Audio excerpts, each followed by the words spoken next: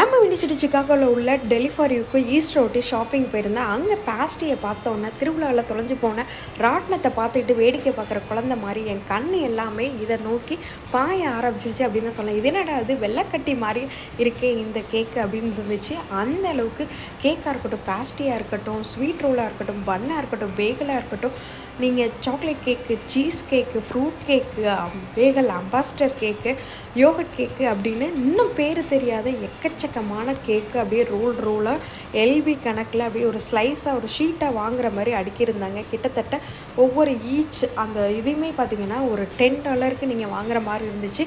எனக்கு அங்கே போன உடனே ஒரு பயங்கர கன்ஃபியூஷன் ஆகிடுச்சு. பிஸ்கட்டாக இருக்கட்டும், கலர் வேஃபிள்ஸாக இருக்கட்டும், அப்படியே ஸ்வீட் ரோல்ஸாக இருக்கட்டும், பார்த்த உடனே அப்படியே பளிச்சுன்னு ஐயோ என்னத்தை வாங்குறது எது இல்லைன்னு திருவிழாவில் தொலைஞ்சு போன குழந்த மாதிரியே தான் நான் நின்று முழிச்சிட்டு அப்புறம் எதையோ வாங்கி இருந்துச்சுடா. டேஸ்ட் அட்டகாசமாக இருந்துச்சு. நீங்கள் இந்த மாதிரி